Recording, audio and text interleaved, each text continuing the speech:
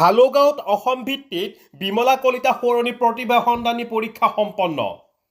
হালোগাঁও আঞ্চলিক শতদল শাখা সাহিত্য সভাৰ সৌজন্যত অসম ভিত্তিক বিমলা কলিতা সোঁৱৰণী প্ৰতিভা সন্ধানী পৰীক্ষা আজি সম্পন্ন হয়। হালোগাঁও উচ্চতৰ মাধ্যমিক বিদ্যালয়ত অনুষ্ঠিত কৰা হৈছে এই প্ৰতিভা সন্ধানী পৰীক্ষা। তদুপলক্ষে বঁটা বিতৰণী আৰু মুকলি সভা অনুষ্ঠিত কৰা হয়।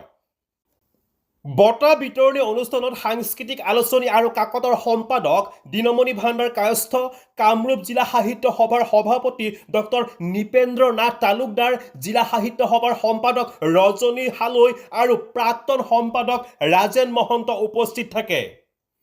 সভা আঁত ধৰে হালোগাঁও আঞ্চলিক শতদল শাখা সাহিত্য সভাৰ সম্পাদক ৰতন চন্দ্ৰ কলিতাই।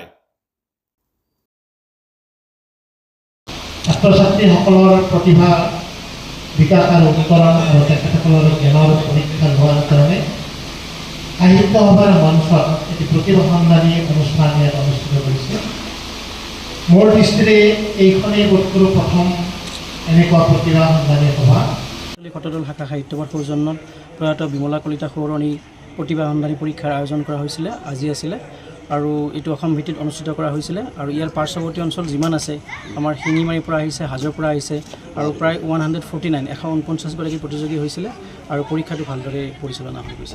ইয়াত কেইটা প্ৰাইজ দিয়া হৈছে? ইয়াত 3টা প্ৰাইজ দিয়া হৈছে। প্ৰথম পুৰস্কাৰ আছিলে নগদ 7,000 টকা, কিতাপৰ টোপোলা এটা, মানপত্ৰ এখন। দ্বিতীয় পুৰস্কাৰ আছিলে নগদ 5,000 টকা, কিতাপৰ টোপোলা আৰু মানপত্ৰ এখন।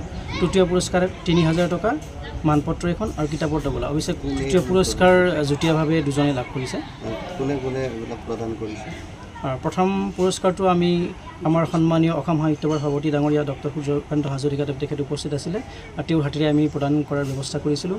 দ্বিতীয় পুৰস্কাৰ আমাৰ এমটনৰ উপাধ্যক্ষ তথা দাপোন আলোচনী যিখন আছে আৰু দাপোন নিউজ পেপাৰ আছে, তাৰ মুখ্য সম্পাদক মাননীয় দিনমণি ভাণ্ডাৰ কায়স্থ ডাঙৰীয়া তেখেত আহিছিলে, তেখেতৰ দ্বাৰাই বিতৰণ কৰিছোঁ। আৰু তৃতীয় যিটো প্ৰাইজ আছিলে আমাৰ কামৰূপ জিলা সাহিত্য সভাৰ সভাপতি ডক্টৰ নৃপেন্দ্ৰ নাথ তালুকদাৰ ডাঙৰীয়া তেখেত উপস্থিত আছিলে আৰু তেখেতৰ দ্বাৰাই এইটো প্ৰদান কৰা হৈছে।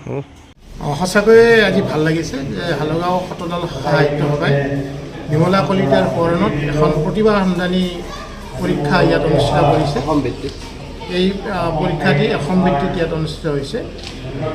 সাহিত্য সভাই অসমীয়া জাতিৰ সভ্যতা আৰু সংস্কৃতিৰ দিশত অহোপুৰুষা কৰি বহু বছৰ আগৰ পৰাই বহু ধৰণৰ চিন্তা চৰ্চাৰে ইয়াক আগুৱাই আনিছে।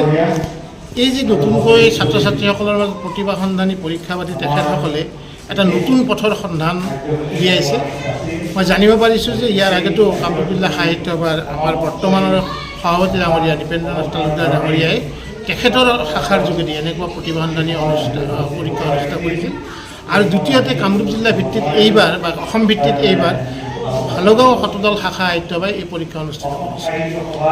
দুটা কাৰণ যে ছাত্ৰ ছাত্ৰীসকলক সাহিত্য সভাৰ বিভিন্ন লক্ষ্য আৰু উদ্দেশ্য আৰু তেওঁলোকৰ যিবিলাক কাৰ্যক্ৰমণিকা সেইবিলাক এই সভাত বিশদভাৱে আলোচনা হৈছে, যাতে ছাত্ৰ ছাত্ৰীসকলে সাহিত্য সংস্কৃতি আৰু ভাষাৰ প্ৰতি আকৰ্ষিত হয় আৰু ভৱিষ্যতে সাহিত্য চৰ্চাত মনোনিৱেশ কৰে। তেখেতসকল আমাৰ জাতিটোৰ উত্তৰ পুৰুষ আৰু তেখেতসকলক সাহিত্য ভাষা বা সংস্কৃতিৰ লগত যদি আমি যোগসূত্ৰ স্থাপনৰ এটি ব্যৱস্থা কৰিব পাৰোঁ, সঁচাকৈ আমি তেখেতৰ আগত অসমৰ জাতীয় চেতনাক আগবঢ়াই দি নিশ্চয় বিদায় ল'ব পাৰোঁ। গতিকে আমাৰ অগ্ৰজসকলৰ এইটো এটা দায়িত্ব আৰু সেই দায়িত্ব এই সাহিত্য সভাই পালন কৰা এটা প্ৰক্ৰিয়া আৰম্ভ কৰিছে।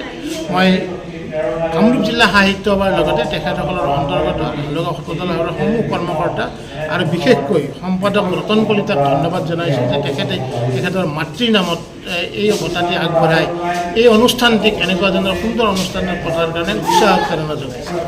হাজোৰ পৰা কমলাকান্ত দাসৰ ৰিপৰ্ট ইত্যাদি A to Z।